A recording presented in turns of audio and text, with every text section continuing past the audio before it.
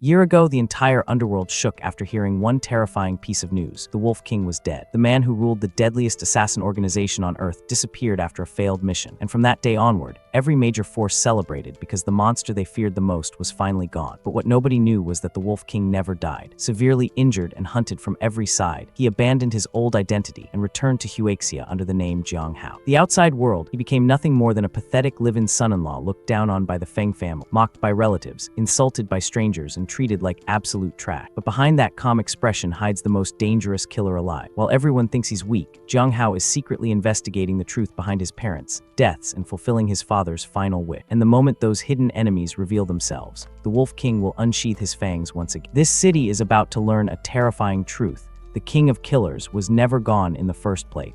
The story begins from the Cell region in Africa. Here at nighttime, vultures are circling overhead and a full moon has emerged, casting an eerie glow over everything. This place looks less like a military installation and more like the entrance to hell itself. It is the most rampant region for global terrorism and has been termed the forbidden zone of death by governments around the world, the kind of place where even the locals lock their doors twice. Then we are shown a base completely made of iron, rusted and imposing, like a metal beast sleeping in the dark. At the entrance, two terrorists stand guard, probably dreaming of their paycheck or wondering if this shift will ever end. But suddenly, behind one terrorist, like a shadow given form, a killer appears. He places his dagger on that terrorist's neck, and in the next moment, he blows off his head, clean-cut, efficient, the kind of move that takes years to master and seconds to execute. At the same time, another killer slits the throat of the second terrorist and finishes. This all happens within just 1 second, the kind of synchronized violence that would make a choreographer weep with envy. Then after killing both of them, the second man calmly places that terrorist's head on the ground, because leaving body parts lying around is apparently just part of the job, and says, "Boss, something does not seem right. Why are there only 2 guards here along the way?" In response to this, the protagonist says, "Be careful, it really does not seem right."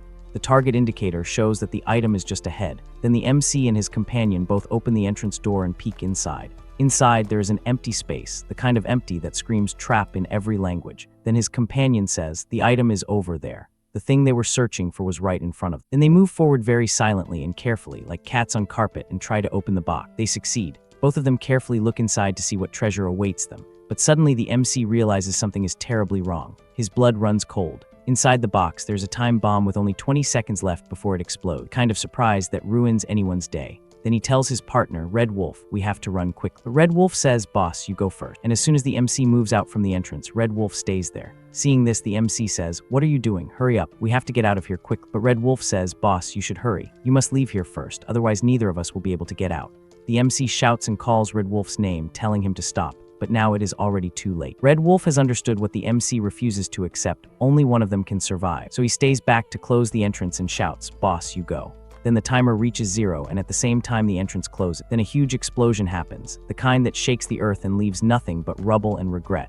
Because of this explosion, the entire base gets completely destroyed. With this, news spreads across the dark web that Wolf King, who is the leader of the Wolf organization, failed his mission in a small African country and detonated explosive, dying with his body shattered to pieces. Along with this, people on the dark web start chatting among themselves. They are completely shocked, saying how the Wolf King, who is revered as a king of assassins in the assassin world, actually died. Another comment says, "The Wolf King is an S-rank assassin, the globally recognized pinnacle of combat power. What kind of mission did he even go on?" And one user comments, "What a pity. The Wolf organization will probably be thrown into chaos now." On the dark web, the news has spread that the Wolf King is dead. But in reality, the Wolf King is still alive. He comes out from the ruins, dust and debris falling from his shoulders, and says, "I am the Wolf King, revered by the assassin world as the unmatched king of assassins. Yet I encountered an accident during this operation. My teammate Red Wolf sacrificed his life to save me, allowing only me to survive. After this battle, I was heavily injured. However, during the repair and reconstruction of my meridians, I broke through my limit, connected all my meridians, and actually reached the legendary martial arts realm, the transformation realm, the kind of power-up that comes at a price no one should have to pay. Even so, the current me only wants to live the life of an ordinary person. No longer arrogant, I have cancelled my long-dormant life in the mortal world, like a 1,000-year-old turtle hiding my identity. However, there is still one thing that remains like a thorn in my heart, something I cannot let go of. I must complete it." Then the scene shifts to the station exit. After coming out of the station, the MC takes a deep breath. He feels a sense of freedom. There is a smile on his face and he looks up toward the sky, the smile of a man who has survived death and is still standing. Then after that, he goes to a taxi driver and tells him an address, number 33 Union. The taxi driver understands and says, "All right." After this, the driver starts driving the car fast and says to the MC, young man, judging from your accent, you are not from around here. Coming to visit relative. He also says, yeah, you could say that. Driver further says, trying to climb ties with the Feng family is not that easy, you know. In response, the MC says, oh. The kind of oh that means you have no idea what you're talking about. After some time, they arrive. There are many cars around and the taxi stops directly near the gate where 2 bodyguards are guarding the entrance, the kind of security that says we have something worth protecting. Then the MC is trying to take out money. But the driver says, no rush, I will wait for you. You can pay for the round trip together. In response, the MC says, what do you mean? Then the driver says, you will find out soon. The MC gets out of the taxi and starts walking toward that big gate.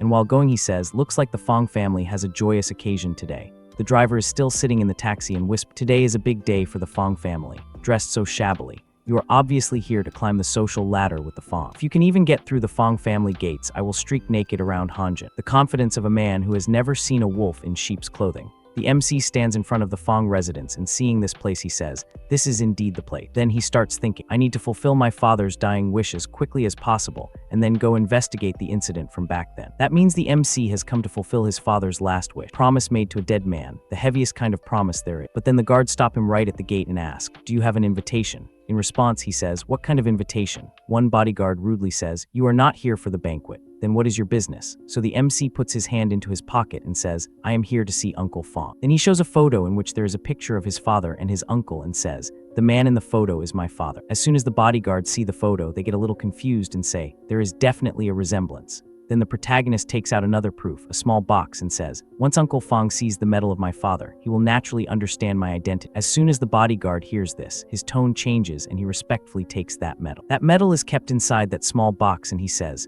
please wait a moment. We will inform the master immediately. The MC also says, all right, okay. Then inside the Feng family, a banquet is going on. Many people have gathered and are enjoying the party and they are talking. Time really flies, one guest says. Another guest says, it feels like just yesterday Yunan was a little girl going to school with her backpack, and now she's getting engaged and married. Then we see Yunan, who is looking very beautiful, and she says, Grandpa, what are you saying? Even if I get married, I will still be a part of the Feng family. Then we are shown the head of the Feng family, Uncle Feng. He stands up and raises a cup of wine and says, distinguished guests, today is the grand engagement day of my daughter Feng Yunan and the eldest young master of the Wen family, Wen Ziying. Then both Yunan and Ziying stand up and also raise the wine cups in their hand. And Uncle Feng is saying, let us all raise our glass and congratulate the 2 young people. And I also wish that the business between our Feng family and Wen family will continue to prosper. Everyone starts cheering and saying congratulations, and they say with a marriage alliance between the Feng and Wen family, they will be able to command the wind and rain in Willing City in the future. Everyone is celebrating happily and also saying, indeed, indeed. But suddenly a bodyguard comes behind Uncle Feng and quietly says, Master, something has come up. Uncle Feng looks at the bodyguard. There is a bit of panic visible on the bodyguard's face. Uncle Feng becomes a little confused and asks, why are you so panicked? What happened? Then the bodyguard shows the MC's father's medal to Uncle Feng and says, Master, there is a young man outside looking for you and he brought. As soon as Uncle Feng sees that medal, he is completely shocked and says, This is someone from the Jiang family. At that moment, Uncle Feng's wife says, what? Someone from the Jiang family? Why did they have to appear at this critical moment? And Uncle Feng's daughter becomes surprised and asks, Mom, what Jiang family? Why did your expression change so drastic? Then her mother explains, back in the day, your father arranged a childhood betrothal for your sister with the Jiang family son, Jiang Hao. As soon as the daughter hears this, she's completely shocked and says, what? Then she says to her grandfather, Grandfather, if the visitor really is the son of the Jiang family, you must stand up for my sister. You cannot let her marry a stranger. Then her grandfather says, all right, don't panic. Jiaming, you go take a look for it. Before leaving, Uncle Feng says, you all stay here and entertain the Wen family for a bit. I will go see the visitor. His wife says, okay then. After this, he comes to meet the MC and the bodyguard also brings him into a room. Uncle Feng says, how? It really is you. There's a lot of happiness on Uncle Feng's face. And he says, I have looked so hard for you all these years. The MC also becomes very happy seeing Uncle Feng and says, I'm late and caused you to worry. Then both of them hug each other, the embrace of 2 men who have lost too much already. Uncle Feng says, it has been years since we last met, and you are already a grown young man now. By the way, is your father doing well? Why did he not? In response, the MC pauses for a moment. His facial expression changes. He becomes sad, and in a sorrowful voice he says, my father passed away 10 years ago because his old injury relapsed. As soon as Uncle Feng hears this, he is completely shocked and becomes sad. He places his hand on the MC's shoulder, lowers his face, and says, it's all my fault. Back then, if it were not for saving me, he would not have been injured. Howie, you must have suffered a lot these past few years. The MC says, it's fine, it's all in the past. He further says, by the way, Uncle Feng, I came this time to fulfill my father's dying wish. He told me to come find you, saying that once I found you, everything would become clear. After hearing the MC's words, Uncle Feng becomes serious and says, your father's dying wish, I understand, it's just that right now. At that moment, Uncle Feng's wife also comes there. Uncle Feng looks at her and says, "Why are you all out?" The Win family affair settled. We see that the entire Feng family has come down. His wife says, "Yes, we arranged for people to see them off." Then Uncle Feng introduces the MC to everyone saying, "Howie, this is your aunt and Yunan. You still remember them, right? You two even played house together when you were kids." As soon as the MC sees Yunan, he becomes happy and says, "Sister Yunan, it's been years since we last met. You have changed so much. I almost could not recognize." Yunan smiles and says, "Hello, my childhood memories are a bit blurry too." But her sister is in a completely different mood. She is angry and says in an irritated tone, "Showing up after more than 10 years and suddenly appearing today of all days, let me ask you, what did you come here for today?" Hearing her words, the MC becomes slightly alert, and just then another person comes who is her brother. He says, "Is there even a need to ask? It's obviously for my sister, trying to climb the social ladder of our Feng family. Let me tell you, keep dreaming. My sister is already engaged to the young master of the Win family." At that moment, Uncle Feng suddenly shouts, "Jiming, shut your mouth." Then Yunan tries to understand what is going on. She becomes a little anxious and says, "Right, Dad, what is going on?" At the same time, the MC also says, "Uncle Feng, what exactly is going on? I came this time for my father's dying wish." After this, Uncle Feng becomes a little serious. First, he lowers his voice and says, "Howie." Then he looks at him and explains, "Back then, your father and I arranged a childhood betrothal for you and Yunan. That is your father's dying wish." As soon as both the male and female hear this, they're completely shocked and say, "What? A childhood betrothal?" The MC looks at his uncle in confusion, and his uncle further explains, "That's right. This is the agreement I made with your father in the past. Consider it a promise." Now the MC understands everything. He starts thinking, so my dad's dying wish was the childhood betrothal. Once you enter the martial world, it is as deep as the sea. Getting married now will only harm myself and others. Then he says, "Uncle, if this is my dad's dying wish, then I wish to cancel this marriage." But the girl's brother does not stay quiet. He shouts, "You rushed over here today just because you found out that my sister and the young master of the Win family are getting engaged, didn't you?" And the girl also says, "That's right. You are just afraid you won't be able to climb the social ladder of our family." At the same time, Uncle Feng is completely shocked and says, "What?" The girl's brother is still shouting, "He is just a beggar. What right does he have to be my brother-in-law?" His father scolds him, impudent. "Apologize to Howie immediately. See how I teach you a lesson." He even raises his hand to hit, but his son says, "Dad, hit me. Then if you have the heart to marry my sister off to a beggar, then just beat me to death." But before the slap can land, his sister steps in front to protect him and says while crying, "Dad, do you really intend to cancel my engagement with the Win family and make me marry Jiang Hao?"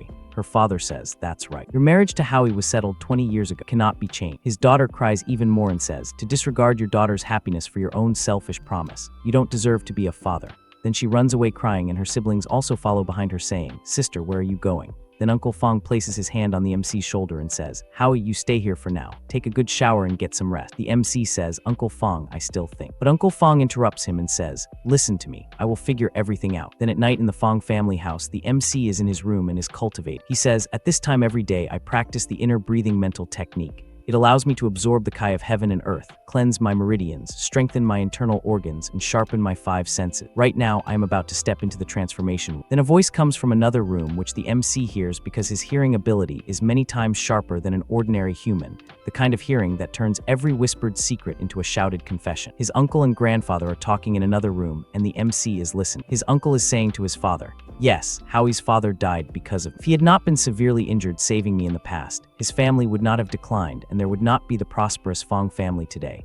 Dad, if I break my promise and cancel the engagement, can I still be considered human?" His father replies, "By doing this, you are fulfilling your original promise, but you are making Yunan suffer." Uncle Feng says, "Yunan is my daughter. She will surely understand her father's difficulties in the future." His father says, "Right now, everyone in Willing City knows about the marriage alliance between our Feng and Win families. Canceling the engagement now will definitely trigger the Win family's fury." Feng says, "I will find a way to deal with it." His father says, "I can agree to this marriage, but on 3 conditions." Uncle Feng asks, "What kind of conditions?" His father replies, "First, a 3-month period to observe his character. Second, you cannot help him from the sideline. Third, he must become a live-in son-in-law of our Feng family." Hearing this, Uncle Feng is a little shocked and says, "A live-in son-in-law? Will Howie agree to that?" His father says, "Our Feng family holds a prominent status in Willing City. How could we marry off our eldest daughter to a poor boy with absolutely no back?" Then Uncle Feng agrees and says, "Fine, since that's the case, I will go talk to Howie." Meanwhile, in the other room, the MC continues cultivating while listening to everything. He understands everything and thinks, "Uncle Feng has put a lot of thought into this for my sake. I cannot make things difficult for him anymore." After this, his uncle comes near his room, knocks on the door and asks, "Howie, have you thought it through?"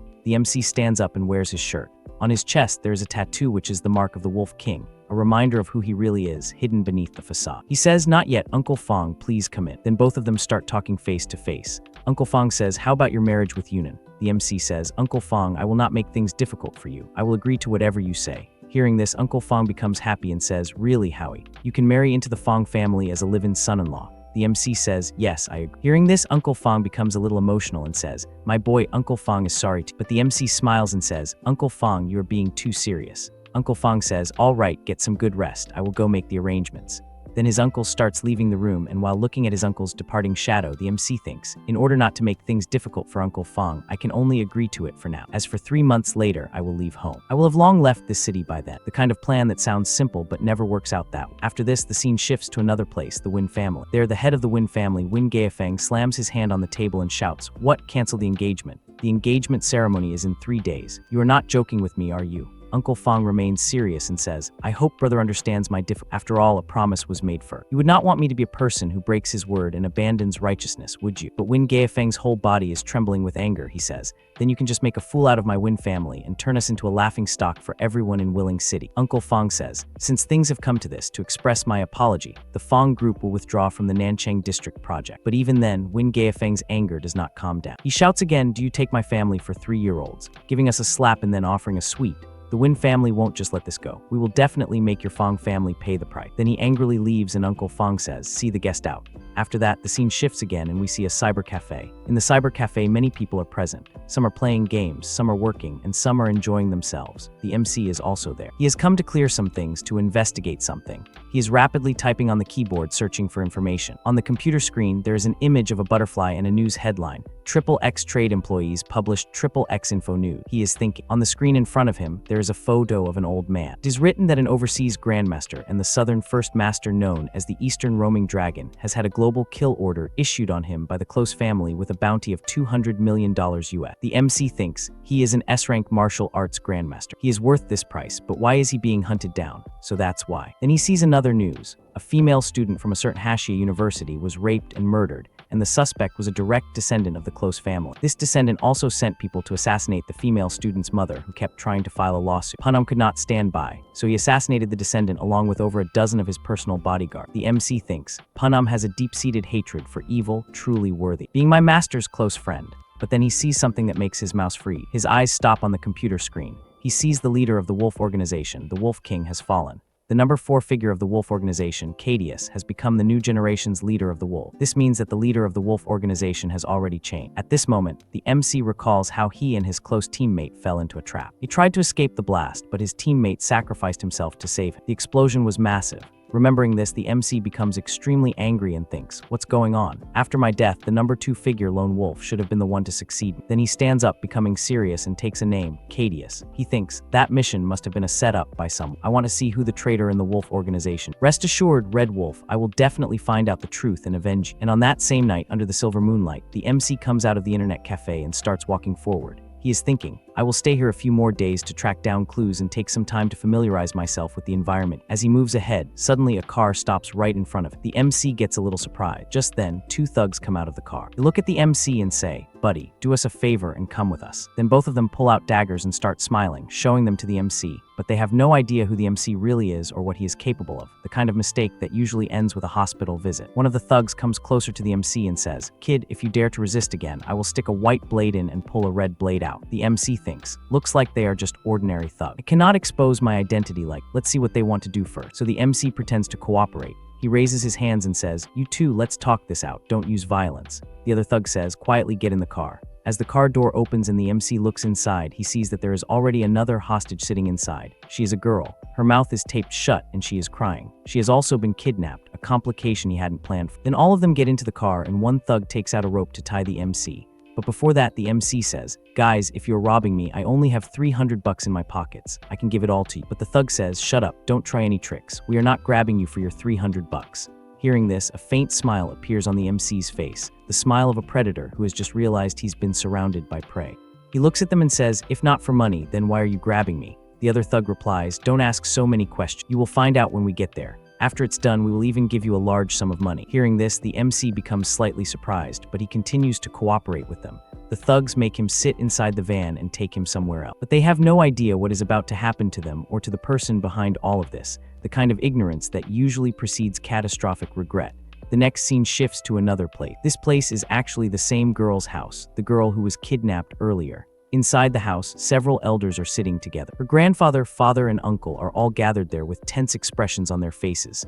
The kind of tension that comes from realizing someone you love is in danger and you can't do anything about it. Then the grandfather suddenly asks, "Have you found anything yet? Did you figure out who kidnapped?" Immediately, someone answers from the front, "I already contacted all of my connections and friends, but none of them know anything." Right at that moment, another man suddenly stands up in panic. Then the old man says in a serious voice, "We must prepare for both possibilities. We need to find the kidnappers and the reason behind this immediately." At the same time, the slightly fat man beside him also rises from his chair and says, "Dad, several major projects in the company are in their final stages right now. We really don't have 500 million available on the book." The old man narrows his eyes and asks, "Then what do you suggest we do?" The fat man immediately replies, "Negotiate with the kidnappers and lower the ransom to 100 million. The moment he says that, the man standing beside him becomes furious. He looks completely shocked and shouts, "What are you saying, irresponsible older brother? If it wasn't my daughter Yao who got kidnapped, but your son Feng instead, would you still say the same thing?" That makes it clear that the glasses-wearing man is Yao's father, a man whose world has just been turned upside down. But the fat man coldly answers,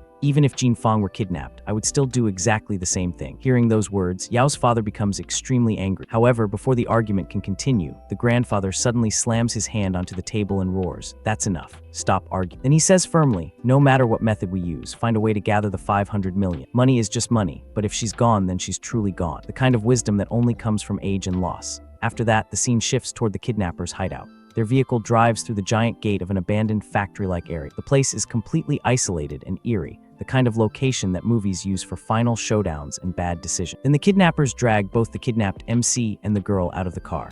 The MC quietly observes the surrounding. He remains silent the entire time, cooperating calmly without resisting. Right after that, the cloth covering Yao's mouth gets removed. The moment the tape comes off, the poor girl immediately screams in fear, "Help, I'm being kidnapped." But honestly, the girl is foolishly panicked. They brought her to a completely deserted place. Nobody can hear her here, and nobody is coming to save her. The harsh reality of being in the wrong place at the wrong time. Then one of the kidnappers licks his lips in a disgusting way and says, "If you keep screaming, I'll strip you naked right now." He deliberately threatens her in a horrifying tone, basically implying that he will violate her before killing her. Hearing that, the girl becomes even more terrified and hurriedly says, "Don't come near. If you dare try anything, I'll bite my tongue off and kill myself." The poor girl is already trembling with fear, yet the kidnapper continues scaring her even more.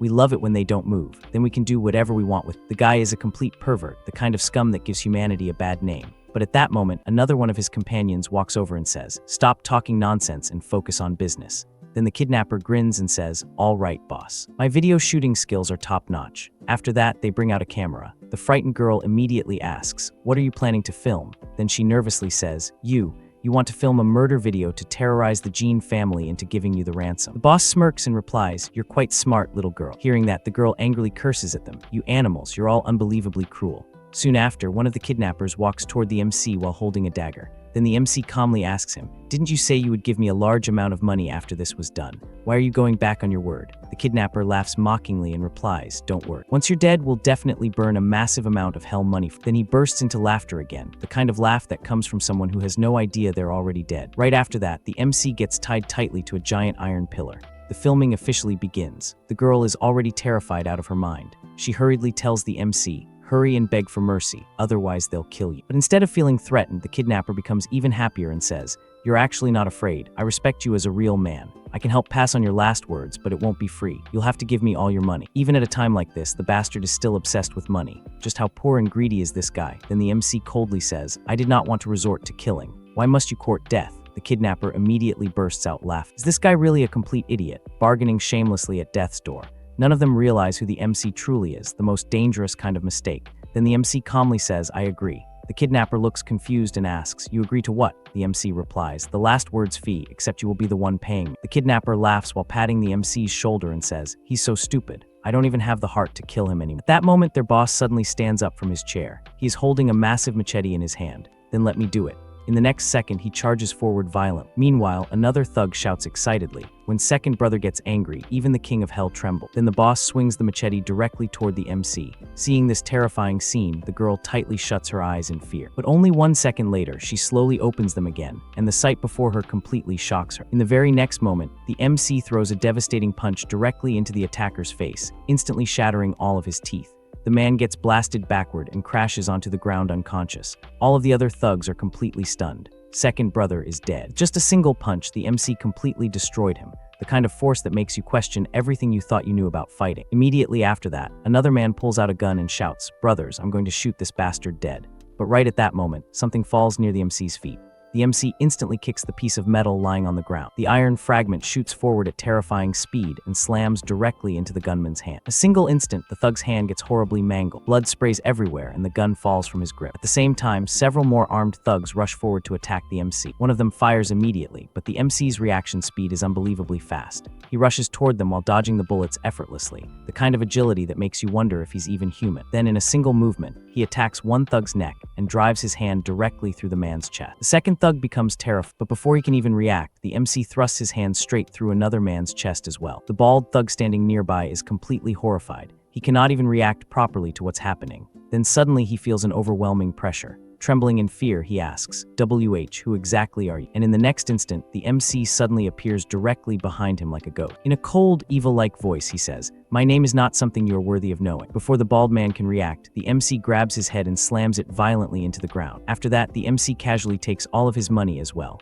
"Oops, I only collected the last word's fee, but forgot to ask for it first." Then he steps directly on the bald man's face, the kind of casual cruelty that only the truly powerful can afford. At that moment, Yao's voice suddenly calls out to him, "Hey, could you please come over and untie these ropes for me?" Without saying a word, the MC casually throws a knife. The knife flies straight through the air and perfectly cuts her ropes apart. The girl is completely shocked by his terrifying accuracy.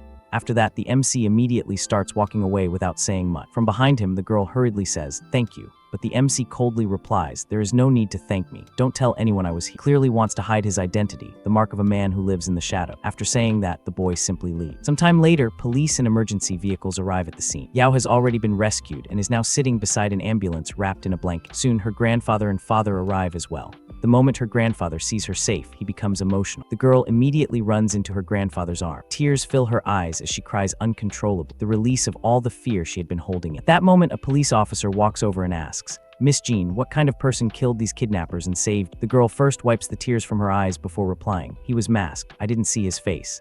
The officer continues, "Then what was his build like?" The girl calmly answers, "Chubby and short. He should be a middle-aged man in his 40s. From behind her, the grandfather nods and supports her statement. Yes, she's protecting her savior, even from the law, a debt of honor she intends to repay.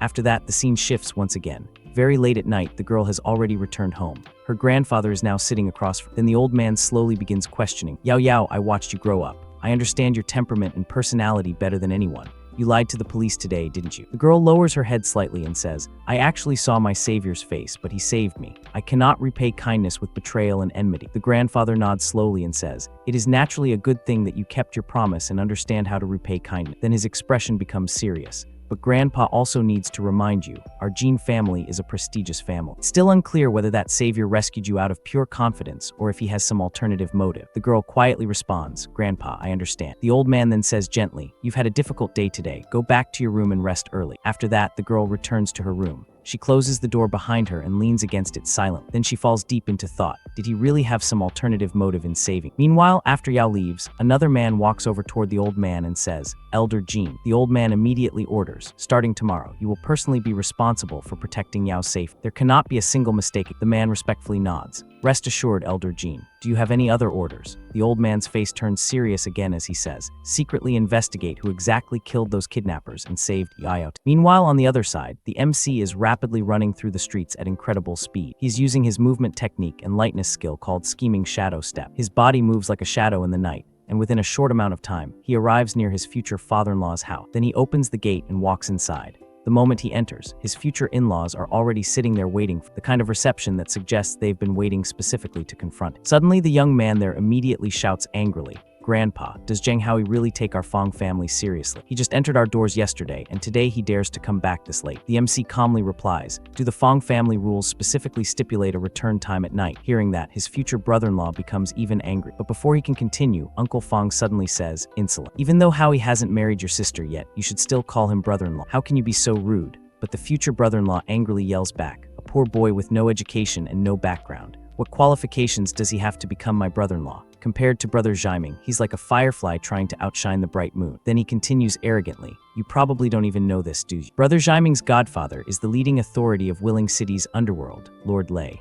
Right now, our Feng family has made the Win family a complete joke throughout Willing City. Do you think Lord Lei won't help his own godson get revenge?" Uncle Feng's expression turns serious. As he says, the underworld rumors are almost certainly true. After saying that, his son snorts coldly and storms away from the room. At the same time, Aunt Feng also glances coldly at the MC before leaving as well. Only Uncle Feng stays behind. Then he walks over, pats the MC's shoulder and says gently, "Howie, don't take it to heart. Even if what Jiaming said is true, Uncle Feng will still do his best to ensure that you are not harmed in the slightest." The MC calmly replies, "Thank you, Uncle Feng. Thank you for your good intentions, but I'm not afraid of people like Lord Lei. If they truly dare to come looking for trouble, I will make them regret it." The moment those words come out, the old grandfather immediately scolds him loudly. Young people should know when to be humble and when to be arrogant. If you lose your life, there will be no place left for regret. Coming back this late like today must never happen again. As the MC starts walking away, he calmly says, "If speaking facts is considered arrogance, then I have nothing more to say. Uncle Feng, I'll return to my room first." Then he leaves. After that, only the old man and Uncle Feng remain in the room. Uncle Feng sighed softly before saying to his father, "Dad, Howie is still young and proud. Please don't take it to heart." But the old man's expression becomes heavy as he says, "I only hope this child coming into our Feng family will not become a disaster for the Feng family." The next morning arrives. The city looks calm and beautiful under the early sunlight, the kind of deceptive peace that hides all the chaos underneath. At this moment, the MC is standing outside a house gate while quietly thinking. There's no mistake. This is where Red Wolf's family used to live. Then he frowns slightly. Why is nobody home? Just then, a nearby shop owner auntie notices him. She's sitting outside on a chair near her small store. Then she says, "Young man, you came too late. Their family moved away over a year ago." Hearing that, the MC becomes slightly surprised. He walks closer and politely asks, "Ma'am, do you know where they moved to?" The woman is carrying her child in her arms while replying, "I don't know about that, but there's a girl nearby who is very close to their family. She might know." Then she looks at him again and says, "It's just that the girl has only been coming back once every 10 days or half a month recent." After hearing that, the MC immediately takes out a thick stack of cash and hands it to her. "In that case, ma'am, when that girl comes back, please give me a call." The moment she sees the money, the woman happily grabs it and smiles brightly. All right, no problem at all." Money truly can change people's attitudes instantly. The universal language that opens doors nothing else can. After that, the MC quietly stands there for a moment and falls into deep thought. Why would Red Wolf's family suddenly move away so mysteriously? Then he slowly starts walking away while thinking, could it be related to the attack on Red Wolf and me? The question hangs in the air like a storm cloud, promising answers that won't come easily. Soon the scene shifts toward a luxurious hotel building. Inside one of the rooms, Jiaming is currently with another woman after spending the night together, the kind of behavior that suggests he's not as devoted to his fiancée as he pretends. At that moment, knocking sounds suddenly come from the door. The morning sunlight streams through the curtains, illuminating a scene that's about to get much more complicated. Jiaming wakes up irritably and curses. Who's the blind idiot disturbing good people while we're having sweet dreams this early in the morning? The kind of anger that comes from someone who thinks the world revolves around his schedule. Then he walks over and opens the room door. Standing outside is one of his men, Jing. Jiaming immediately asks, "Is there any news regarding the matter I told you to investigate?" The man quickly reports that the kid's name is Jiang Hao, a high school dropout. His father was Feng's former comrade in arms. After his father died from illness and injuries, his mother abandoned him and the kid disappeared without a trace. The kind of backstory that explains everything and nothing at the same time. Then he continues, "Rumors say he smuggled himself overseas to work illegally. Since he suddenly appeared now, he must have found out about your engagement with Miss Feng." The moment Jiaming hears that, his face twists with rage. He clenches his fists tightly and grits his teeth while saying, "That lowlife trash is worse than a toad. He's a cockroach, a piece of shit." The insults keep coming, each one more desperate than the last. Then Qingzi asks coldly, "Young Master Win, how about I quietly finish him off?" But Jiaming waves his hand and says, "Let's try peaceful measures before resorting to force. I want to go see Yunan first." The kind of restraint that won't last very long. Soon after that, Jiaming arrives to meet Yunan. The two of them sit together quietly while drinking tea. However, the girl looks slightly sad, the sadness of someone caught between obligation and desire. Then she softly asks, "Brother Jiaming, what's the matter? Why did you ask me out today?" Jiaming stares directly at her before asking, "Yunan, are you really going to listen to your father's arrangement and marry that perfect stranger?" The girl lowers her head slightly before replying, "Jiang Hao's father died early while trying to save my father. This is what our Feng family owes the Jiang family." Before she can continue, Jiaming suddenly stands up and says emotionally, "Yunan, let's elope. Once everything is done, we can come back later." But Yunan immediately lowers her head even more and softly says, "No, that would make my dad look unrighteous. My father values promises more than anything. Doing that would basically kill him." The weight of filial duty crushing the wings of love. Zia clenches his teeth tightly. "Then what about me? If the Win family's engagement gets broken off by the Feng family, wouldn't that become the biggest joke in all of Willing City? Tell me who will compensate me for that." The girl's eyes slowly become red as she says, "Brother Jiaming, I apologize to you on behalf of my dad." Then tears begin falling from her eyes as she turns around and starts leaving. "Our relationship ends here. You should accept reality too."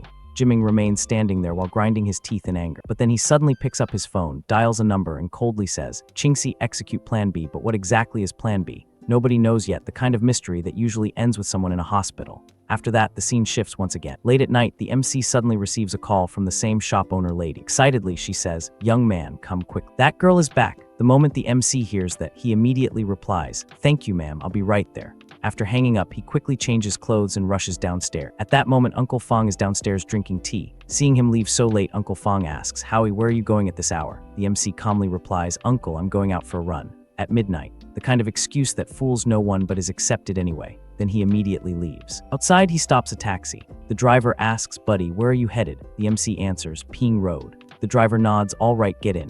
But the moment the MC enters the taxi, he notices another rough-looking man already sitting inside. Then the taxi driver awkwardly explains, "Sorry, buddy. The taxi industry is in a slump right now, so I'll be picking up another passenger along the way." The kind of excuse that might be true but probably isn't. Soon the taxi starts moving. However, after some time, it feels like the driver is taking a completely different route. The MC's eyes narrow slightly as he asks coldly, "Where exactly are you guys heading?" The question hangs in the air like a blade waiting to fall. Inside the taxi, the main character looked confused as he questioned the three guys riding with him. He asked, "We're just giving this big guy a ride home. His place is really out of the way. This doesn't look like Nanjing North on Menjiang Road at all. What is this place? Who are you people, really?" The thug in the front seat turned around with a smirk that could curdle milk and replied, "Fine, we'll be straight with you. Our boss wants to see you. Relax, we're almost there." The kind of relax that means exactly the opposite of relax. Taxi pulled up to a massive, luxurious mansion illuminated against the night sky. The kind of place that screams, "I have money and I'm not afraid to use it to intimidate." As our MC stepped out of the cab, the driver told him, "Boss's orders, you go in alone." Unfazed, the MC walked toward the grand double doors where a burly guard warned him, "Don't worry. As long as you behave, our boss won't lay a finger on you." The MC confidently pushed the doors open, stating, "I'd like to see who's so eager to meet, because when you've got nothing to lose, you've got nothing to fear." Inside the lavish room, he found a man in a crisp white suit casually sipping wine on a sofa, flanked by a massive bald bodyguard who looked like he'd been eating steroids for breakfast. The MC glared at them and demanded, "Who are you people? I don't know any of you." The man in the white suit swirled his wine like a villain in a bad movie and arrogantly replied, "Maybe you don't know us, but we know you. You're Yunan's fiance, the Feng family's future live-in son-in-law." He said live-in son-in-law like it was a disease he was diagnosing. Taking another sip, he listened as the MC asked, "So what do you want?" The MC stepped closer, figuring it out. "I get it now. I know who you are, so tell me, why drag me out here and tie me up?" The white suit guy stood up, looking furious as he belittled the MC. "What part of you is worthy of Yunan? Broke loser like you wouldn't even get to stand near her if not for Uncle Feng. If she marries trash like you, it'll be the biggest humiliation of Yunan's entire life." He then delivered a sinister ultimatum. "Leave one finger, then get out of Yunan's life. Go back to whatever hole you crawled out of and never show your face again." Kind of negotiation that starts with mutilation and only goes downhill. Instead of being scared, the MC just smirked, his eyes glinting dangerously like a wolf who just realized the sheep are actually rabbits. He challenged, "And if I refuse?" The white suit guy lost his temper, shouting, "Then don't blame us for getting rough. Kaingzi, teach him some manners." The massive bald bodyguard, Kaingzi, angrily cracked his knuckle, the sound of someone about to make a terrible mistake. Wan Jiming, the guy in the white suit, watched in absolute horror as the bowing thug revealed to him, "Aren't you Zairosu, Uncle Feng's driver and bodyguard? The head of the family saw you rush out and worried you might be in danger, so he sent me to shadow you." The plot twist no one saw coming, not even the guy who planned the kidnap. Wan Jiming was left trembling, sweating bullets and looking completely pathetic as the scene implied he had wet himself in fear, with a sensor icon conveniently placed over his body, quietly whimpering, The mighty had fallen, and fallen hard. The MC glared back at him with glowing red eyes, realizing the setup.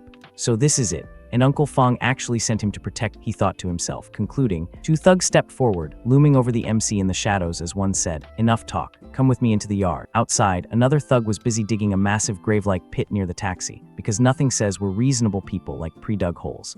As the MC stood near the edge of the freshly dug earth, the thug with the shovel taunted, "Kid, the road to heaven is wide open, but you didn't take. Hell has no gate, yet you chose to break in." Bald thug and his buddy stood behind the MC, threatening, "You jumping in yourself, or do we have to toss you?" The MC simply facepalmed and sighed, "I had no intention of killing anyone. Why are you so desperate to die?" The confidence of a man who knows exactly how this is going to end. Enraged, the thug raised his shovel high to strike him from behind, screaming, "You're still mouthing off when you're about to die. Go to hell." In a flash of shadowed action, the MC effortlessly dodged the attack. With brutal force, he intercepted the strike, sending the thug flying backward with a censored burst of blood, the kind of hit that makes you reconsider all your life choices. A third thug tried to ambush the MC from above, but without even looking, because he's that good, the MC launched a powerful backward kick, sending the airborne attacker flying across the yard like a ragdoll. Trying to salvage their pride, the bald guy and a knife-wielding thug stepped up, declaring, "Didn't think you had some move, but this is as far as you go. Drain this punk's blood and let him lie here waiting for death." Another thug immediately lunged at the MC with a sharp spike,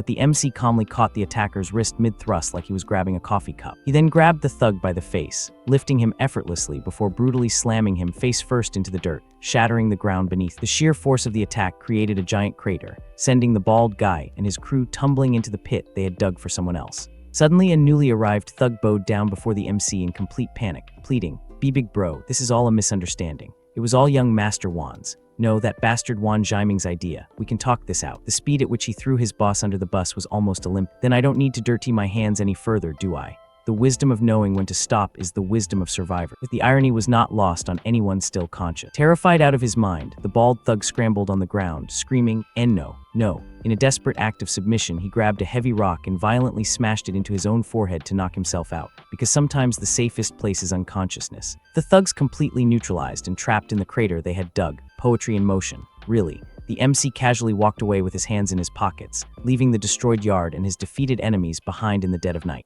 MC's just been wandering around quietly doing chores, and by chores I mean he buried all the bodies in a pit, covered them with dirt, and is now just sitting on a chair on top of the buried corpses completely relaxed. Sayu is face down on the ground nearby like a forgotten side character. Sayashu slowly regains consciousness, still dizzy, and the first thing MC says is, "Sashu, you drove here, right?" Then calmly adds, "Take me to Shioang Road." And Zayu just nods like, "Oh, okay, no questions, no looking at the suspiciously fresh dirt, just vibes in denial." He nervously looks around though, so there's some awareness, and asks, "What about those guys?" MC answers calmly, "They left, bro, they left." That's the official explanation. Sashu blinks in confusion but doesn't ask anything else, which is honestly the most realistic response. Sometimes you just don't want to know. He drives MC to the destination. MC says, "You can go ahead. Don't follow me," in a serious tone, and Sashu nods. Respectful, a little scared, correct instinct. Then MC walks toward that same old woman from earlier, and the moment she sees him she immediately goes, "Young man, why are you only arriving now? That girl has already been back for quite a while. She's been waiting to deliver this update like it's neighborhood watch, but make it supernatural." MC just politely nods, says, "Got it, thank you ma'am," and walks to the girl's house. Knock knock, door opens. A young girl steps out and asks who he's looking for. MC looks at her carefully and goes, "You must be Sungsin, right?" And she freezes for a second before hitting him with, "You have the wrong person. I don't know any Sun Xian. My guy just said Sun Xian like she's trying to misdirect a scam." But MC calmly continues, "I'm your brother's best friend Jiang Hao," and slowly takes out a jade pendant. The moment she sees it, her expression changes. She instantly recognizes. Worry fills her face. "Where is my brother right now?" MC goes silent for a moment, then forces a small smile and says, "Your brother is currently very busy. Can't return for now because of work, so he asked me to check on you." And she instantly relaxed, "As long as big brother is okay." Then she quickly moves aside, apologizes for being rude earlier, and invites him in. The timing on this is incredible. She has no idea. The moment MC steps inside, he notices an old woman lying sick in bed, looking extremely weak. He frowns slightly. "Why don't I see your younger brother, son?" The girl's expression immediately dark, lazy. But before she can finish, someone suddenly rushes in panic, some young man named Dong Gi, yelling, "Sister Zen, this is bad. Something happened to brother Lei." The girl tells him to calm down and take a breath first. She's somehow the most composed person. He then asks what happened. Dong Gi explains that brother Lei's business was doing perfectly fine, but another boss in the fresh produce market came looking for trouble, claimed Lei was monopolizing the market, demanded 1 million in compensation, and told him to get out. Lei refused. They started arguing, and then Dong Gi's face turns ugly as he adds, "Who knew the person backing them would be Black Panther?" The moment the girl hears that name, her face goes pale. This is somehow the 7th time this week a random antagonist has been named after an animal. Scene shifts. Now the three of them are sitting inside a van. As they drive, the girl explains everything. A year and a half ago, their mother became seriously ill, so Sunlei had no choice but to take a high-interest loan from the black market. She clenches her fists, but they tampered with the loan contract, and now they can't even afford the interest anymore. Her voice turns bitter as she says, "Black Panther runs the loan shark business." The van stops in front of a luxurious entertainment venue called Passion Flying Bar, which sounds like a name someone thought was cool at 2 a.m. and never questioned. They step out. MC tells Dong Gi to wait outside. Dong Gi hesitates, but the girl quickly says it's dangerous inside. Dong Gi, just listen to brother Jiang. Reluctantly, he agrees. Then MC and the girl enter the bar. The moment they step inside, countless eyes turn toward them. The atmosphere is chaotic. Music blasts loudly, women laugh while spending other people's money. Cash flies through the air, drinking, shouting, fighting, everything mixed together. Nearby, a brutal fight is happening. One muscular man beats a bald man badly, before finally knocking him down, and cheers instantly erupt. Meanwhile, inside a private area, loud laughter echoes. A bald man sits comfortably on a sofa puffing on a cigar, and across from him sits a well-dressed man in a suit calmly drinking wine. The bald man grins arrogant. "Old Jen, I heard the karate master you hired from Japan at a huge price is pretty strong, right?" The suited man smiled. "He really is." Just then, one of the bald man's lackeys rushes over. "Brother Bao's son's sister is here." The bald man waves lazily. Let her in. The thug brings both the girl and MC over. The girl immediately bows respect. Brother bow. The bald man leans back arrogantly. Cut the crap. Pay the money or say goodbye to Sunlay's tendon. MC calmly steps forward. Brother bow, we're here to resolve the debt issue. There's no need for violence. Instantly, one of the thugs steps up aggressively. Kid, are you tired of living? How dare you address Brother Bao like? But before he can act, Brother Bao suddenly stands up and says, wait. He slowly walks toward MC, cigar still in his mouth, looks him up and down and goes, fine. Tell me, how exactly do you plan to resolve this? His tone turns threatening. If I'm not satisfied, you'll die miserably. MC remains completely calm. Loan sharking is illegal. Lei never borrowed that much money. I'll give you 50,000 and we write off the debt. As for illegally kidnapping him, if you apologize to Sunlay later, we won't pursue the matter further. The moment Brother Bao hears this, he bursts out laughing. Haha, you've got guts. Then his face darkens. I, Black Panther, have been in the underworld for over a decade. No one has ever dared insult me like this. MC calmly replies, if I win, the debt is completely written off, right? Brother Bao laughs again. You're arrogant. He points toward the arena. If you actually win, not only will the debt disappear, I'll kneel and call you grandpa. Soon the whole group heads toward the underground boxing arena. The girl looks nervous. She has no idea how strong MC really is. Meanwhile, Brother Bao grins proudly. He also has no idea what kind of nightmare is about to hit. MC steps into the fighting arena. His opponent immediately mocks him. Come here, little brat. The referee steps forward. Begin. The opponent moves first with a heavy punch flying straight toward MC. The girl instantly panics and shuts her eye, but the next moment, MC suddenly appears in midair. Bang! The opponent smashes violently into the corner wall instead, clutching his head in pain as blood slowly trickles down. Meanwhile, MC stands on the opposite side, smiling calmly, almost teasing him. The man's eyes instantly turn red with rage. Roaring furiously, he charges at MC once again. And MC remains completely calm. My guy didn't even break a sweat. This is going to be a very short fight. So Jiang's looking sharp in a dark suit, standing over this guy who's absolutely wrecked, and you can just tell he knew how this was gonna end before it even started. The martial artist's face is a mess, bruised, bleeding, the whole thing. But he still charges with this desperate, YAHHH, like that's gonna do something. Leaps into the air for a flying punch, which looks cool in theory, but in practice. Bro. Jiang just casually raises one hand and catches it in his palm like he's swatting a fly. Then a knee to the gut that makes blood spray out of the guy's mouth, followed by a kick to the face that sends him flying clean out of the ring. He lands right at the feet of this tattooed bald guy smoking a cigar who clearly thought he was the biggest predator in the room. Cigar drops out of his mouth, eyes go wide, and he's stammering, this is impossible. Jiang looks down at him with this confident smirk and says, someone who hasn't even entered the blood in Qi realm is considered an expert. Bald guy loses it, pulls out a gun, aims it right at Jiang, screaming about death being at his door and sending him to see his grandma. Yian's behind him panicking, yelling, big brother Jiang, look out. And Jiang is just standing there calmly holding an apple with a knife stuck, because nothing says I'm not worried like playing with fruit while someone's pointing a gun at. He gives this relaxed little smile and says, I really don't want to kill anyone, but you forced my hand. Kind of warning people never take seriously until it's too late. Flicks his wrist. The apple turns into a deadly projectile, hits the bald guy square in the chest, gun fires wild into the air. Guy flies backward, and someone in the crowd yells, murder. Someone's been murdered. The two lackeys see their boss dead on the floor and instantly drop to their knees, begging, the classic, I have an 80-year-old mother to support and young hungry children routine. Every thug suddenly becomes a devoted family man when they're about to get folded. Then this older distinguished guy with a mustache, Uncle Feng, steps up and says he can handle the security camera footage. He just wants to make a friend and help each other out. Jiang agrees, and Uncle Feng turns to the murmuring crowd, takes a sip of tea, and casually drops, no one will think you're mute if you don't speak. The kind of gentle threat that only someone with real power can deliver. Yian's watching from a distance with her hands over her mouth, face all flushed, thinking big brother Jiang is actually this amazing. Meanwhile, Uncle Feng's watching Jiang with this calculating smirk thinking, oh, not simple at all. Next day at the Feng family estate, everyone's gathered around this huge breakfast spread, but the atmosphere is tense. The kind of tension that makes expensive food taste like card. The younger sister-in-law is angrily stabbing her food, glaring, complaining that her sister's been staying at a hotel because of it. Jiang just stands up, says, I'm full, I'm going out for a walk, and walks toward the doors while she's watching his back, vowing to make him get the hell out of their house. The confidence of someone who has no idea what she's dealing with. Uncle Feng catches him in the hallway with a brown document folder, says Yian needs it urgently. So Jiang heads to this massive glass building, walks into the lobby, tells the receptionist he's delivering a document to President Feng, and she guides him to the elevator. Then this tall guy in a trench coat, sunglasses, and a cap steps out of the elevator and brushes right past him. Jiang's eyes narrow and this fierce red glint flashes across his pupil, assassin instincts kicking in. He looks back at the guy walking away and instantly recognizes him. Black Phantom, an international A-rank assassin, notorious rapist. He's thinking, why would someone like that come to Wuling? Could he be here hunting for women?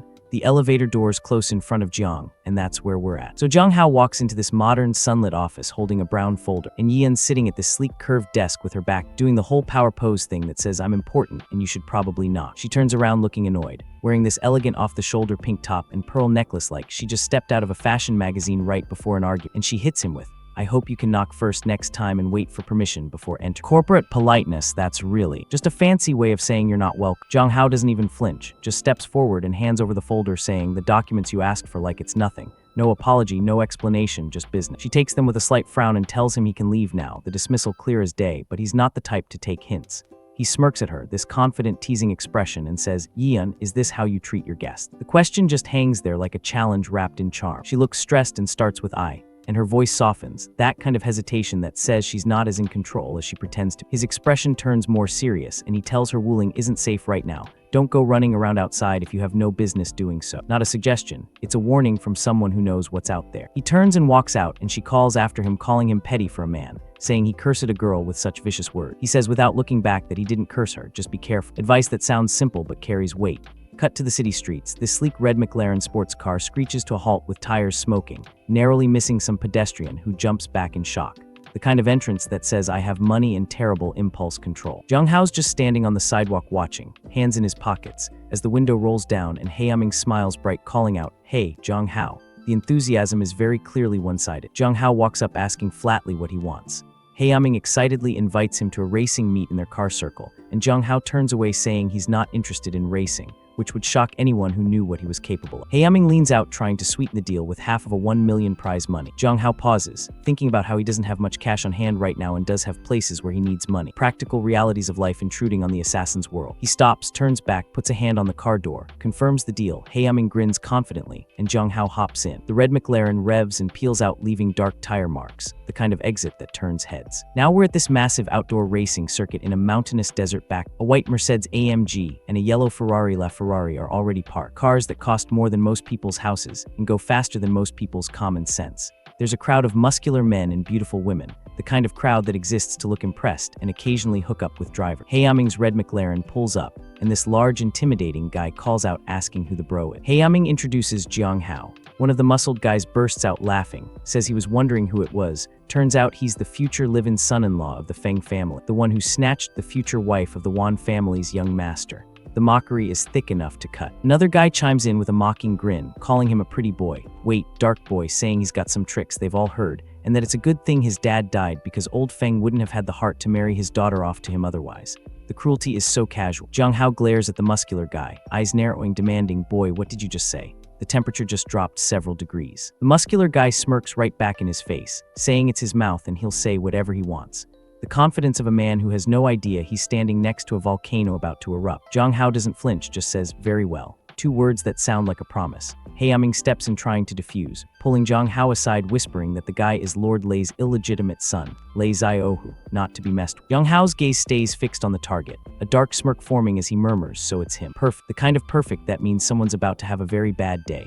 Lei Ziohu is leaning on his car window, flexing his massive tattooed arms, sneering about how they've got some nerve asking to start with, and he'll let them watch the consequences of offending Lord. The arrogance of someone who's never met their match. Inside the red McLaren, Jiang Hao asks who the other one is, and Heiyaming says that's Jin Shixuan, young master of the Jin family, an acknowledged racing expert, a title that means nothing to someone who's faced death on every continent. Jin Shixuan is sitting in his car looking incredibly bored and arrogant, resting his head against the seat with a dismissive HMP8, the complete disinterest of someone who thinks he's already won. The three supercars line up on a winding mountain road, this woman in a crop top and shorts standing in front with two red flags shouting, "Ready." The kind of start that separates the drivers from the passengers. She drops the flags, counts down, slams her hand on the hood of the red McLaren, and the cars launch forward with a deafening roar. The sound of horsepower and poor life choices. The yellow Ferrari takes an early lead, drifting sharply around the first corner.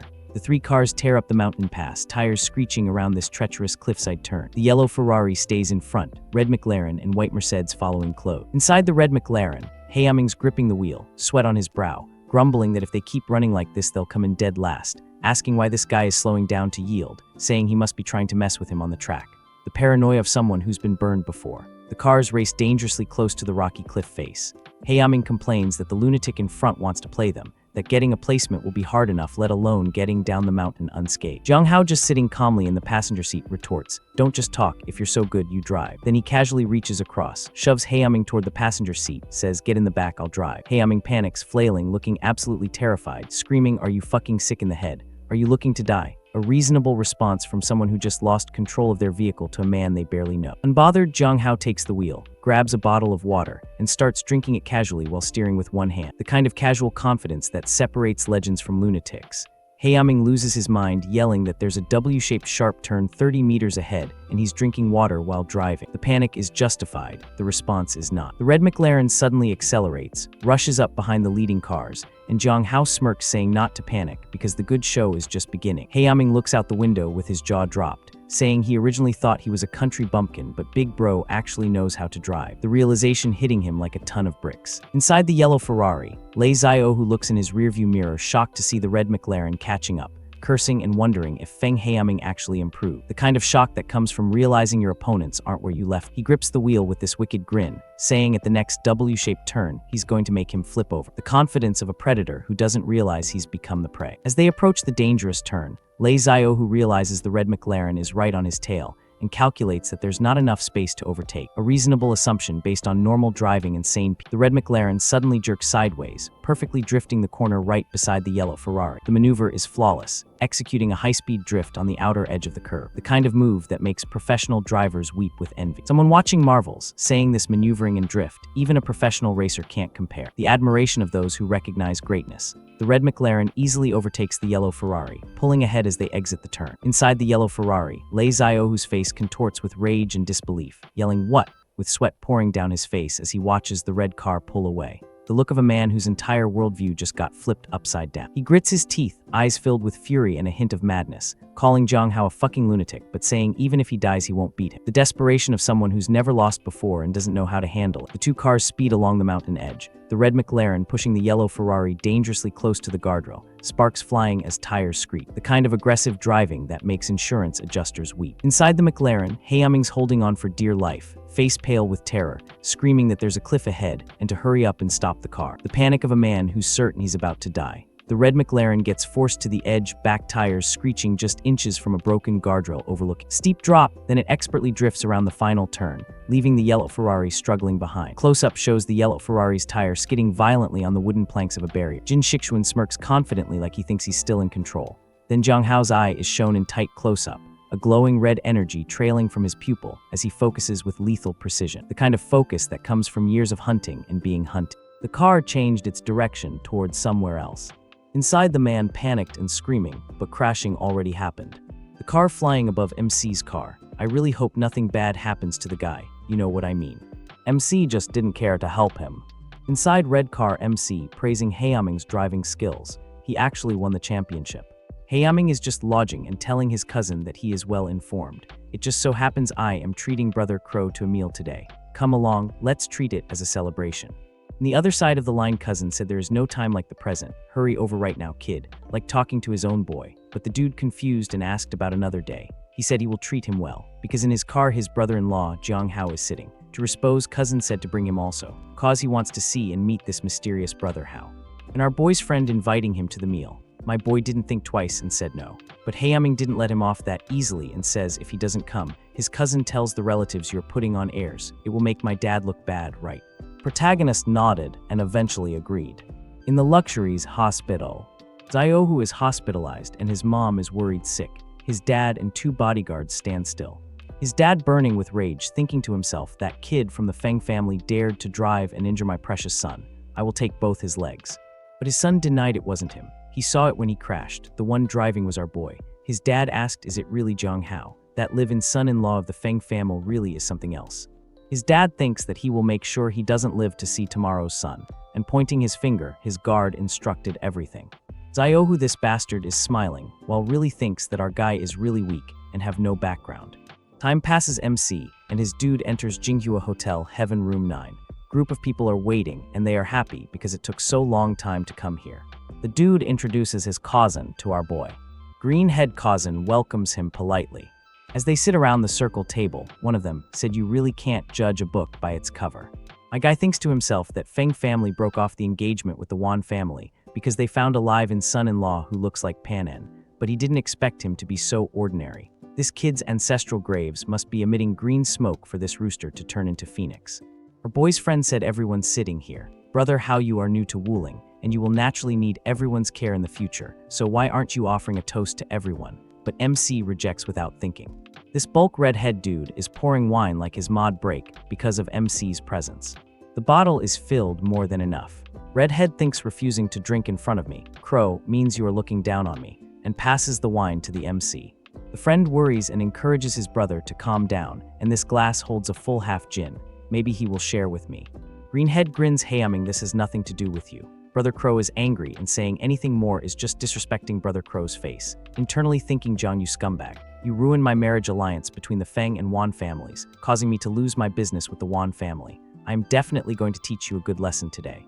Our boy says, what happens if I drink this glass of wine? Redhead says that means you are giving me a crow some face while smoking. Redhead declares, you drink 1 glass, I will drink 1. If you drink 10, then I will match you 10 glasses. My boy puts a bottle of alcohol and drinks that in one go while Redhead wondering what is his plan. Then my guy finishes that and asks him do the same. People around in shock that bottle actually holds tree gin, but how drink it like it is nothing? Redhead is angrily asks if he is trying to scare him. And he drinks that also like crazy. But fortunately he didn't finish that in one go, and his dudes come to help him, but he just brushed them off. Greenhead scolds our boy, you hide your depths well. Having such a high tolerance for alcohol yet you keeping it hidden, do you think we are easy targets, playing us like fools? Even though you are my future cousin-in-law, I stand with reason, not family. Redhead says angrily, you son of a mother. You dare to play me, believe it or not, I will actually kill you right now. MC just casually saying you brought this upon yourself.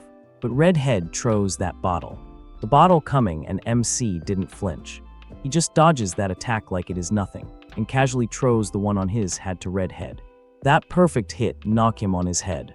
Everyone stand warring if Redhead is okay, while Greenhead scolds MC like you dared to strike Brother Crow, you really tired of living right. Redhead shouts, damn it, call our guys over here. I will show him what hell looks like and also bring some weapons too. Meanwhile MC just eating his food and his friend worried and said, you have stirred up a huge mess, dude. This Brother Crow has so many underlings you cannot beat them all. Our boy mentions that he came here to eat. His stomach isn't full yet, so why he shouldn't eat right. That makes sense. The door bang opens, the group of people are coming in. Everyone in panic in that room except our boy. He is just eating like it is his last meal, while gang with their weapons staring at them. Helming was terrified because the man who just arrived was Ma Chong-chin, famous underground king, prominent scar across his face, walking straight for Brother Crow with genuine concern. Is your injury serious? You should get that bandage. But Brother Crow refused coldly. I don't need bandages. Kill that man right in front of my eyes.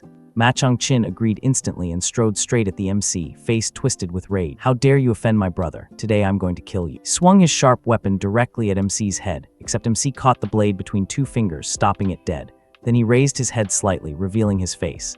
The moment Ma Chong saw it, his soul straight up left his body. Next second, he dropped to his knees and desperately begged for his life. Mr. Jiang, I had no idea it was you. Everyone present froze. The feared underground king kneeling and pleading. Unbelievable. Even Brother Crow was confused, shouting, what's wrong with you, Ma Chong? Did you take the wrong medicine? Ma Chong immediately glared at him and ordered him silent. Inside his head, he vividly remembered witnessing MC kill Black Panther in the underground arena and demolish that Japanese samurai. Plus, Master Jing had made it crystal clear after that incident. No one breathes a word about what happened there. MC calmly said, good thing you recognized me. Otherwise, your corpse would be lying here too.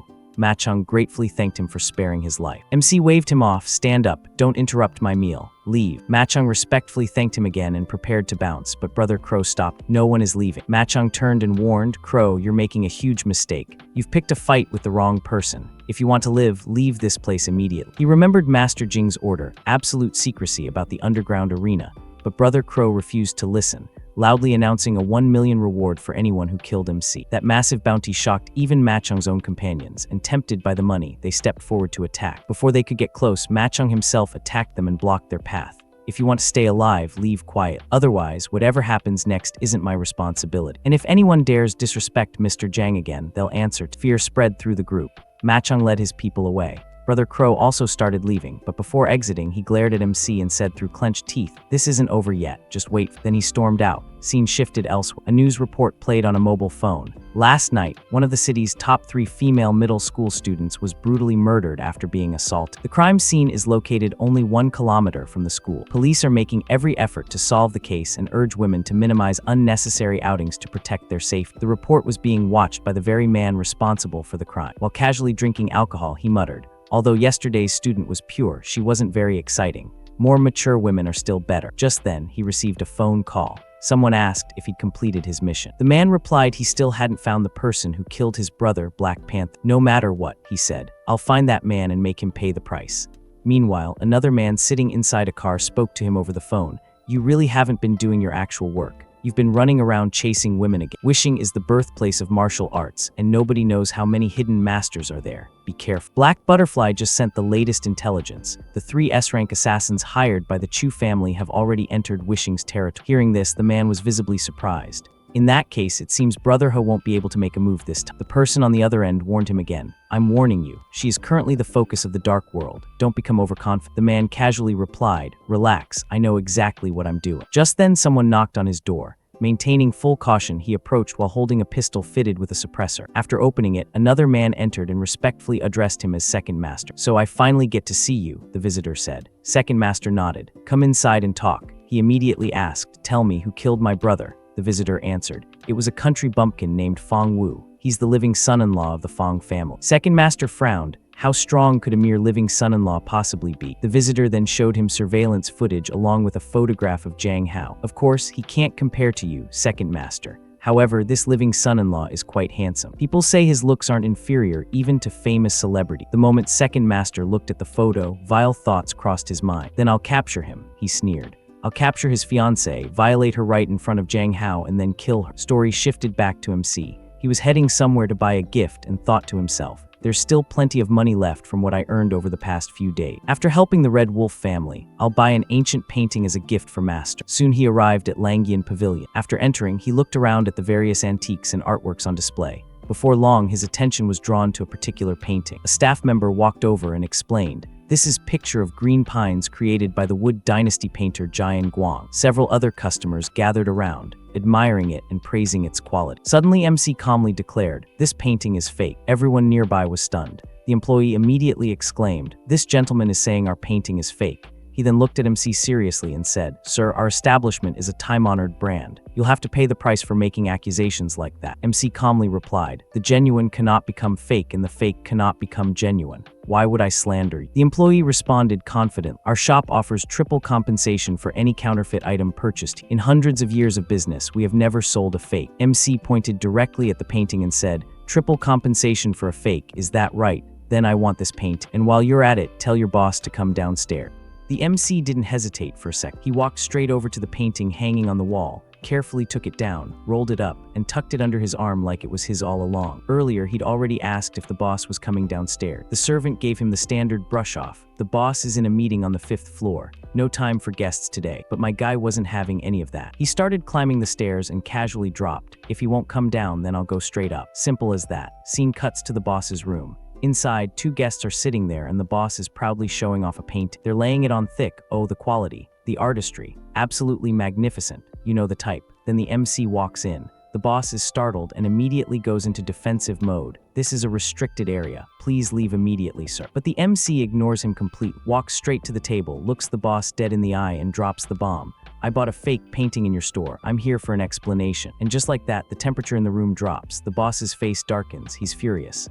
"Nonsense. My Longyan Pavilion has had a flawless reputation since day one. How could there possibly be a fake?" The 2 guests jump in to back him up. First guy, "Young man, you've caused enough trouble. Apologize now." Second guy, "That's right. If Brother Zhao gets serious, it'll be too late for regrets." But the MC, cool as a cucumber. He places the painting on the table, unfolds it, and says confidently, "Go ahead, reappraise it yourself. See if it's real or not." The boss narrows his eyes. "If the appraisal shows you're slandering us, don't blame me for being ruthless." The MC shrugs. "I'll be at your disposal." The old boss picks up a magnifying glass and starts examining the painting carefully. After a while, he gets more confident and declares loudly, "This painting is clearly authentic. Where exactly do you see that it's fake?" The The MC smile. Are you sure? The old man snorts and turns to the guests. You two take a look too. Let's not allow this youngster to spread rumors that Longyan Pavilion deals in counterfeits. The two guests step up and inspect. First one nods. This is indeed an authentic work by Jing'an. Second one agrees immediately. Exact. I don't know if you're intentionally smearing us or just pretending to understand something beyond your ability. They're all parroting the boss's opinion. The MC just shakes his head. I thought since you call yourselves antique experts, you'd have at least some knowledge, but now it seems you're nothing special.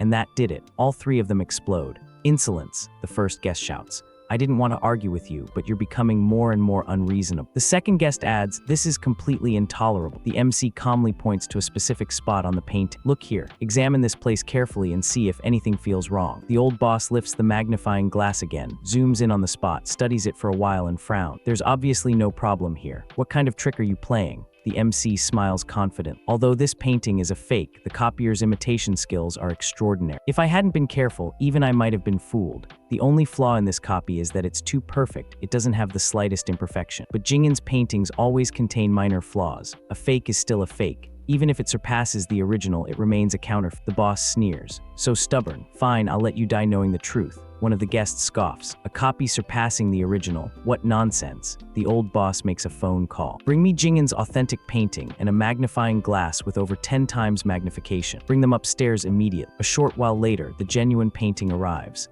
Now the authentic one and the fake one from Longyan Pavilion are placed side by side. The old boss folds his arm. You're not going to claim that this landscape painting is fake too, are you? The MC shakes his head.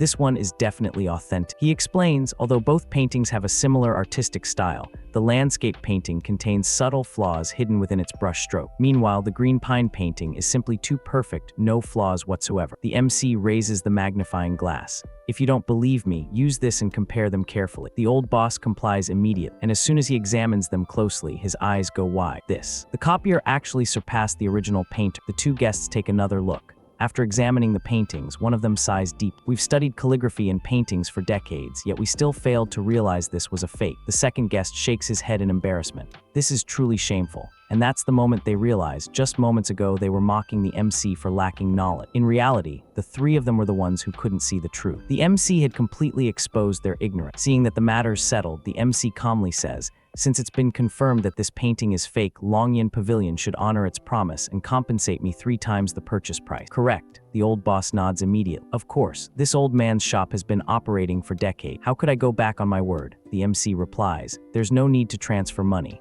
Just allow me to choose a painting of equal value instead. The old boss agrees without hesitation. The MC walks through the room and stops in front of another painting. He looks at it carefully. This one isn't bad. It's a pity its value should be around 2 million. My compensation isn't quite enough. The old boss smiled. Then I'll cover the remaining 800,000 for you. No need to pay it back.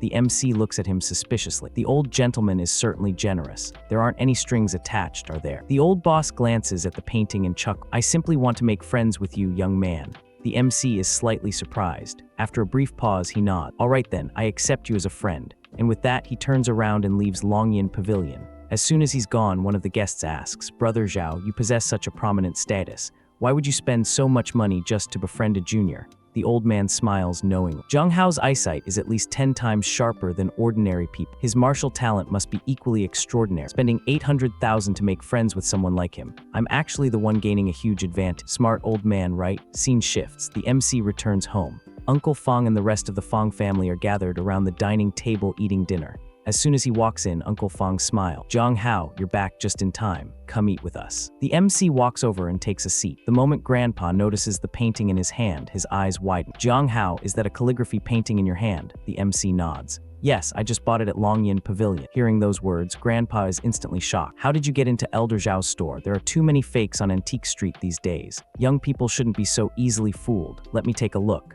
The MC calmly replies, rest assured, I already had it appraised. It's authentic. Grandpa frowns immediately. Before he can say anything, Uncle Feng looks surprised too. And then Aunt Feng speaks up. Even if it's authentic, where did you get the money to buy a painting? The Feng family hasn't been funding. Just then, Feng Helming jumps in. Mom, Brother Jiang helped me win a race. But his mother cuts him off immediately. Shut up. The MC explains. I found a fake at Longyan Pavilion, so they compensated. Elder Zhao also helped cover the remaining amount because he wanted to make friends. The moment Grandpa hears that, he snorts, full of lies. Zhao Chenjing is a famous figure in the antique world. Why would someone like him need help from a junior like? Aunt Feng shakes her head. Dad, I don't mind Jiang Hao being poor, but for him to boast and exaggerate so wildly, that shows a serious character problem. How can my daughter marry someone like the MC stands up immediately. His expression remains completely indifferent. I'm telling the truth. If you don't believe me, there's nothing I can do. I'm done eating. I'm going upstairs to rest. True to his personality, he doesn't care what anyone thinks. He just turns and walks away. Uncle Feng hurries after him. Jiang Hao, but the MC doesn't even stop. Aunt Feng says coldly, look, this is the person you chose. Uncle Feng sighs deep. I owe Jiang Hao's father my life. No matter what happens, I won't abandon. I'll find an opportunity to have a proper talk with him later. Scene shifts back to Longyan Pavilion. Elder Zhao is staring at the fake painting. At that moment, a man named Feng enters the room. Elder Zhao asks, how did the investigation go? Turns out he secretly investigated the MC's background. Feng respectfully reports, Master, Jiang Hao is indeed the living son-in-law of the Feng family. The old man nods. Feng, I know it's rare for someone to reach the early stage of blood and Kai cultivation before the age of 30, but Jiang Hao must absolutely not be underestimated. Remember that. Feng looks doubtful. Master, it's not that I'm underestimating him, but everyone in the Feng family except Feng Wing looks down on this live-in son-in-law. The old man replies firmly. Feng, do something for him. Scene shifts again to the Feng family. Feng has already arrived there. Present are Grandpa Feng, Uncle Feng, and Uncle Feng's wife. Grandpa Feng looks at the invitation in his hand and asks in disbelief, you're saying this is an invitation? Elder Zhao asked you to personally deliver it, inviting the entire Feng family to attend the Zhao family banquet on the 10th of next month. Feng nods. That's correct. Uncle Feng immediately asks, may I ask why Elder Zhao invited all of us to his family banquet? Feng's expression turns serious. Why ask so many questions? Do you not want to attend? Uncle Feng's wife quickly smiled. Young man, please don't be angry. We were simply curious. Feng glances around the room and suddenly asks, why isn't Jiang Hao at home? The elder's eyes narrow. You know Jiang Hao. And internally, his mind's racing. The Feng family has always wanted to befriend the Zhou family, but never had the opportunity. Why would the Zhou family personally send someone to deliver an invitation at a time like this? Could it be that Hayar wasn't lying after all? The young messenger sits back, leaning on his hand, and says coldly, the name of Jiang Hao, the live-in son-in-law, has spread all over Willing City. Who doesn't know him? Meanwhile, our MC is sitting in some quiet, normal little place eating dumplings. He's thinking about his next move. It's time to go give a gift to my master. I need to buy some new clothes. I'll check out the mall in a bit. Then someone reaches over and takes one of his dumplings just like that. No warning, no permission. The MC is startled for a second, then says, I bought that steamed bun. Why did you eat it without my permission? The stranger looks at him coldly. You're this angry over eating one of your steamed buns. You killed my brother. How should we settle that debt? The MC stays calm. Who's your brother? The stranger grits his teeth. Black Panther. For my brother's death, I will make you pay back 10 or 100 times over. And just like that, the stranger walks off. The MC's internal alarm bells are ringing. In the eyes of Black Phantom, the Feng family are my weakness. He'll definitely strike at them first. Uncle Feng treats me well, so it seems I must stay. I can't go visit my master just yet. Right on cue, a group of young people shows up, 3 guys and 1 girl. The girl points at Jiang Hao. I already know about you lying to deceive my parents and grandpa yesterday. You are truly morally corrupt. The yellow-haired dude behind her chimes in. So you're the Feng family's live-in son-in-law, Jiang Hao. Seeing you today, you truly live up to your reputation. The MC crosses his arms. I advise you to attend class properly and stop hanging out with these shady. They start shouting, how dare he slander us? Is he tired of living? But the MC just glares at them with cold eyes and points a finger. Whether it's slander or not, you know in your hearts, they're involved in drugs. They'll be arrested sooner or later. The girl gets really annoyed. Are you men or not? The MC turns to leave and she shouts after him. Being slandered like this, yet you act like cowardly turtle. The yellow-haired dude says, let's go, we'll teach him a lesson. And they start following him even out into the street like a pack of stalkers. The MC glances behind him and sees them. Then a bunch of cars come speeding toward him, but he doesn't even flinch. They've got thick wooden sticks, clearly ready to beat him down. And this dude leading them must be their boss, right? The yellow-haired guy and the girl's jaws drop to the ground. He whispers, crazy brother, she says. Are you saying he's Lord Lei's subordinate, Brother Crazy? What are they going to do? One of the bully team members chimes in. Your unmarried brother-in-law must have offended Lord Lei, and Lord Lei sent Brother Crazy to retaliate. The girl is shocked. The yellow-haired guy adds, Brother Crazy is the #1 blade under Lord Lei. Your unmarried brother-in-law is in deep trouble. Now the girl starts panicking. Even though I hate him, he is my brother-in-law after all. Interesting, right? We're finding out who this girl really is. She says in a panic, quick, go plead with Brother Crazy and ask him to let Jiang Hao go. The yellow-haired guy shakes his head. We can't help with this, and we aren't willing to either. Besides, if he dies, wouldn't your sister not have to marry him? Cold logic, but you can't argue with that, right? Meanwhile, my boy is facing the gang alone. Their boss is shameless enough to be holding a knife for just one man. But you know my boy, he's not ordinary. The MC says calmly, what do you want? The gang boss sneered. What do we want? You caused Lord Lei's son Xiaohu to flip his car and get injured, so of course we're here to sever your tendons and cripple you. The MC opens his hands casual. I'll stand here and not move. Come at me. And here we go, the gang boss launches at him. Give me your life. His wife's sister, the girl who was just trash-talking him, covers her face in fear. But my guy, he shows exactly what he's capable of. One kick to the gang boss's face, and that boss goes flying straight to where he belongs, the trash. His men rush over. 2 fists can't beat 4 hands. Brothers attack together. But the boss finally understands after that heavenly kick. Quick, take me away. We are not his mat. They grab their boss and drag him to the car, speeding off like cowards. The girl can't believe what she just saw. The MC turns back and says cold, if I see you together with Feng Zidong again, I'll skin you alive. The yellow-haired guy is seriously panicking now. You can tell by his reaction that he's just realized who he's dealing with. All the bully team members kneel down. We'll never dare to again. Classic. Scene shifts. Office building. People are coming and going. The MC knocks on a door and someone inside says, come in. Well, look who it is. It's our boy's wife. She says coldly, why are you here? What do you want with me? The MC keeps his hands in his pockets, casual as ever. I wanted to remind you that the current situation is special. You can no longer stay in a hotel alone. She jumps up from her chair, shocked. Don't think that just because my dad made you the Feng family's live-in son-in-law, you can dictate my life. Let me tell you, even if I can't marry brother Zhaiming right now, it's still possible for me to marry you. The MC just shrugs. Becoming the Feng family's son-in-law was not my request. You should be clear on this. She fires back, indeed, it wasn't your request, but you taking advantage of my dad's guilt towards your dad to emotionally blackmail him is even more despicable than asking direct. The tension in this room is thicker than fog, right? These two have some serious unresolved issue, and that's where we leave it for now. The chapter ends here, and we'll have to wait for the next one to see where this goes.